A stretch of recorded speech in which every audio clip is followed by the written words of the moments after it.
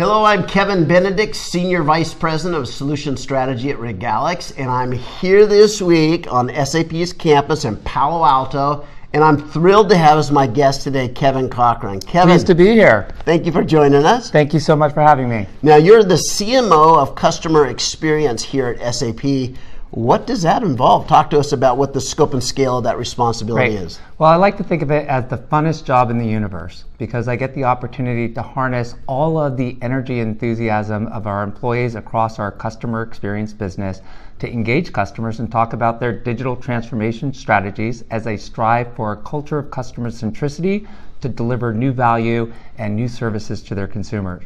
The scope of the job includes everything from messaging to go-to-market to pipeline development and most importantly, customer engagement, making certain we're meeting customers, listening to customers, hearing their stories and sharing their stories. Wow. So we can help businesses around the globe transform. And this is the first time you've ever said that, isn't it? Yes, that is.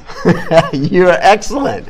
You've got the message out We down. love what we do. Oh, that's a lot of fun. So there's a lot happening around this Yes. C4 HANA. Yes. And so C4, I was at Sapphire, you were at Sapphire, we're all at Sapphire. Most of you guys are at Sapphire, I think, as well, too.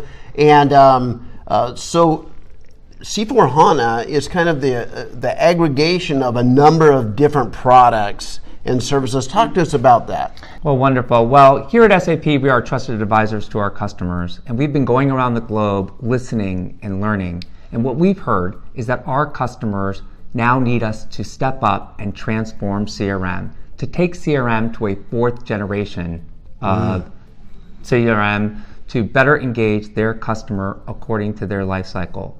So for the very first time, we're now unifying a suite to automate the entire front office. The marketing function, the sales function, the service function, the commerce backbone, all tied based on trusted customer data. And we couldn't be more thrilled with what we're doing here with C4 HANA. So you're getting, by putting this all together, you're getting visibility from the very first touch point all the way through onboarding and renewals and maintenance and whatever their needs are in their life cycle. That's exactly right. And that's the key word, the life cycle. We want to manage the holistic life cycle of the customer. What are their needs? What are their expectations? How do we deliver that personalized experience, that personalized service, and those personalized product offerings on demand? And to do that, we need to actually manage that end-to-end life cycle from all of the marketing touch points to the commerce touch points to the sales touch points to the service touch point. And we need to have that intrinsic intelligence of who each unique customer is and what they need in that moment. And here at SAP, we have this wonderful, wonderful ability to aggregate data across the entire enterprise, to actually analyze it and understand and uncover the unique intent of each individual and how best we can respond. It's fundamentally transformative, it's so exciting, and it's just wonderful to ideate and co-create new experiences with every customer day by day. Oh yeah, so Bill McDermott, when he was the CEO of SAP, when he was up front at Sapphire, he was really building up and talking a lot about He was pretty excited. Yeah, he was. Yeah, you could feel it. And he was talking about other, CRMs that are in the field that are competition. And he said, something along the lines of what's the value that SAP is bringing is that end-to-end visibility. So it's not just a CRM view. That's right. It's, everything from marketing, sales, all the way through customer service, all the way through. You can have visibility from beginning to end. That's right. Which is a unique proposition, right? That's right. When you think about old school CRM, it was much more of a management tool. It's managing an opportunity and forcing salespeople to put data into a system so someone could run reports. It's something that didn't help the salesperson do their job. It didn't help the salesperson build a relationship with their customer, and it certainly didn't afford the customer any value. Right. So the difference now is customer experience is about empowering employees, service professionals and sales professionals, and putting the tools in their hand so that in the moment when they're having a conversation like this, they can see everything that they need about you that you consented to.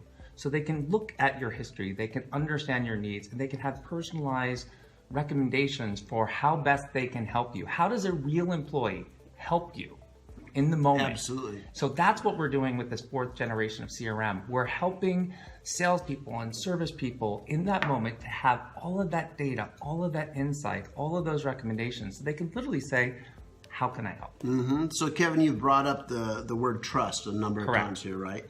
And May 25, the European Union regulation, GDPR, went into effect, which is, very stringent requirements for privacy. Yes. So talk to us about how SAP supported that and how you look at that as actually an opportunity to really show off how much you care for a customer. Yeah. At the end of the day, people buy from people. It's about a relationship. It's about having a conversation, and all relationships are based on trust. And to be frank, in the digital marketing universe, we've abused trust for many years. We bought profiles, we bought our audiences, and we targeted them, and we segmented them, and we bombarded them with messages that may or may not have been relevant to them. And at the end of the day, we just went too far. And so what's happening now is we have this unique opportunity in the industry to realize that actually we need to respect people's privacy. We need to actually earn the right to have a conversation. We need to earn their trust by listening and responding to the unique needs that they have. And so here at SAP, we take that very seriously because we've always been the trusted advisor for brands and industries around the globe, helping them reinvent their supply chain, reinvent procurement practices, reinvent the manufacturing line, and more. And so now we're basically saying, let's continue to be that trusted advisor. And let's actually earn the right to have this conversation, to understand what you need to do to transform for customer centricity, to manage a lifelong relationship with your customer. And let's earn that trust by respecting our customers' privacy and actually spending the time to understand how we can help. So we take this very seriously, both for our interactions with our customers and more importantly, by building into the core of C4HANA the transformative tools and platforms that are needed for our customers in turn to maintain the privacy rights of their customers, not just to be compliant, okay, but more importantly, to actually go beyond the letter of the law to get to the spirit of the law and to actually be trusted advisors for their customers. So this is our investment in our customer data cloud, which is all about managing consent, managing preferences, and making certain that at all points in time, we're only using the data that the customer has provisioned to us specifically for the purpose of delivering them value. And through this, we seek to reinvent not just customer experience, but more importantly, the entire brand promise and brand relationship with their customers around the globe. You also talked a lot about intelligence. You brought that up a number of times. And I know that Bill McDermott and everyone else on stage at Sapphire this year was talking about the intelligent enterprise. Talk to me about how that concept of the intelligent enterprise will have a positive impact on this area of C4HANA. Yeah. So again, the employee experience and how you empower real people to better service their customers is really critically important. And for an employee, say, for example, myself, how is it that I can have a personal one-to-one knowledge and relationship with every single customer I touch and interact with? The key is the intelligence is about empowering human beings, okay, with the insights and knowledge and tips and tools and recommendations that they need in the moment so they can respond in that very unique, personalized way. And we can do that because we aggregate data across the entire enterprise. So we have one common data model against which we can actually apply machine learning. And to have that AI assistance, whether it's be through voice or chatbot or just through unique recommendations that we deliver to you on your mobile or your tablet device. And so for us, the intelligence is really key because the intelligence is related to how you empower real people to make a real difference in real people's lives. And on both sides of that transaction, right? That's right. Not only the retailer or the involved in the commerce, but the end user, they have a better experience, right? They have a better experience because oftentimes, if you're a consumer, you have something that you need quickly in the moment and you want to self-serve. You don't always want to talk to a human being. You don't want to call the call center. You don't want to go into the store. You don't want to talk to a live agent. And so the key is how at that first point of interaction on your mobile phone or on a desktop website, how can we automatically predict and understand what your intent is so that what you see, the services that you're provision, is exactly what you need to accomplish your task. How can we get you in and out in 8 seconds so you can move on with your life? Absolutely. You don't want to spend a half an hour searching and digging and asking questions. You want to get in and out in 8 seconds. You've got other things to do. That's the power of the machine on the other side of the equation for the consumer. Absolutely. So Kevin, you're a veteran in sales, marketing, and leadership roles here. Let me just get some of your perspective. Okay, great. How have you seen, let's say over the last 5 years, kind of sales tactics and strategies and marketing tactics and strategies, how have you seen them change over the last 5 years? Yeah, I mean, the shift to digital was pretty transformative, and it hit both marketing and sales pretty hard. On the marketing side of things, I think we actually lost that personal connection and that personal trust with our customer. So while on one hand, we were able to get more messages to them in more formats on more channels, and oftentimes more targeted to maybe their customer segment, we disintermediated ourselves from real conversations. And on the sales side, because the customers were getting more educated from all of this sales and marketing content that was getting distributed through all of our marketing clouds and so on and so forth, the nature of the sales conversation was starting to change as well, because salespeople were interacting with the customer that was better educated. So what this all happens is the whole nature of the game is now different. Salespeople are to be trusted advisors.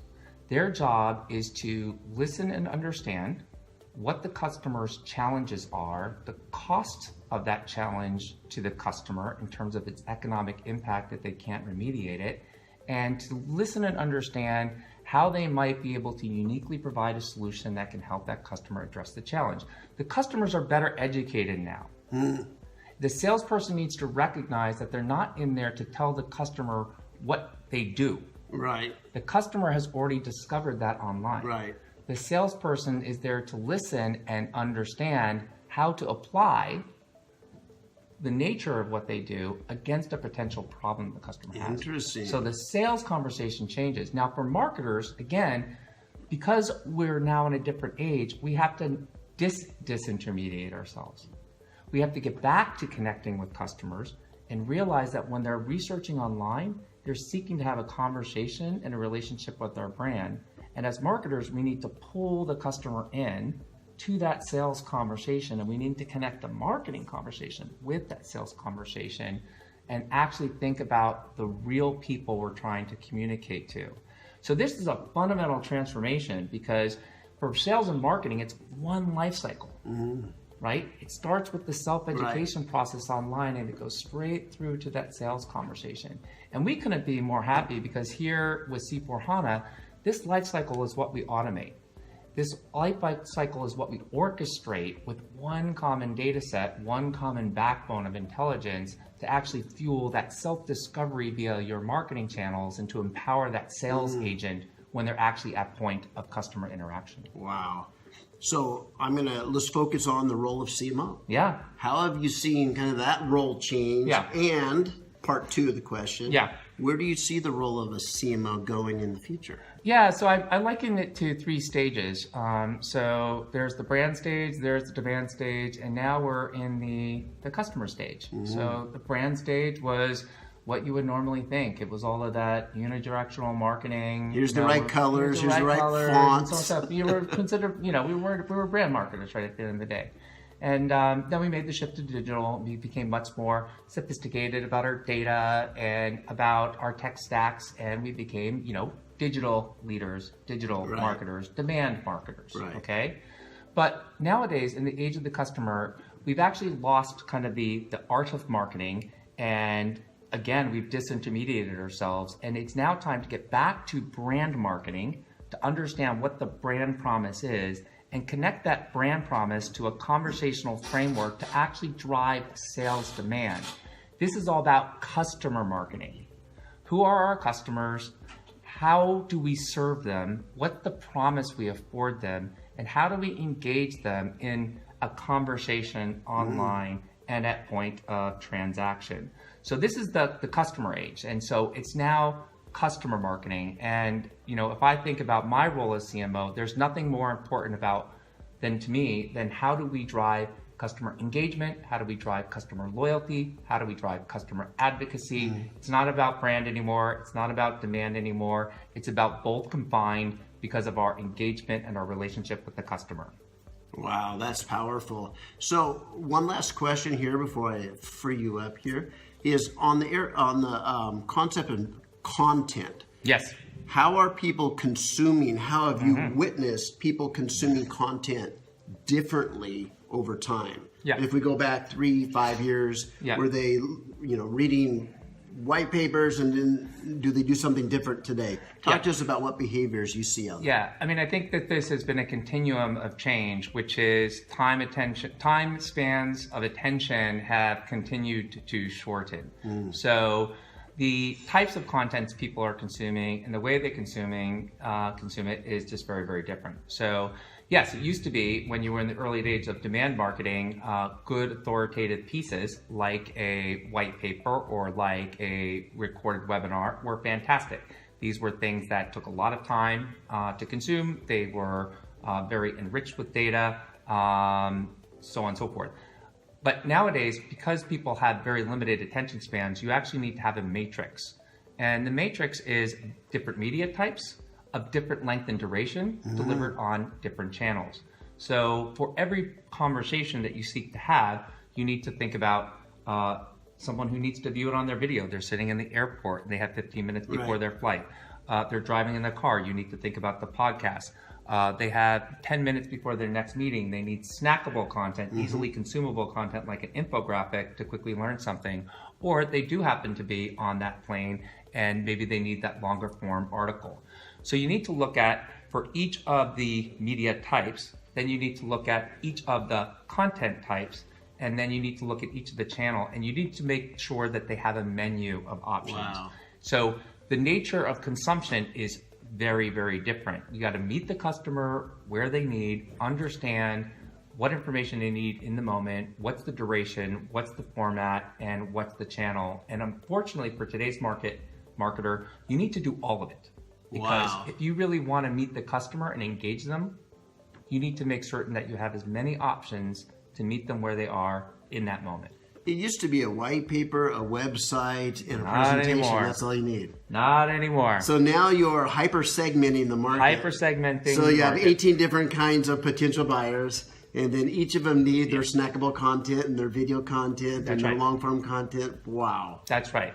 But, I think of it as a fun thing because it really forces you to really think about where your customer's in the moment. Like this is a customer that's in the airport. They got 15 minutes, right? They need something that's a 3-minute video clip to take them to the next stage in their buying journey. How do you understand where they are on the buying journey, right? Right. Are they on step 7 of an 18-step process? Yeah. And so at step 7 in an airport, what's the best content? That's exactly right. Wow. Next best offer. We live in a new day and age. That's awesome. Well, Kevin, I want to thank you so much. Thank you so much. I appreciate it. Absolutely. And I want to thank all of you guys out there for joining us today. Great. Thank you so much. Thank you.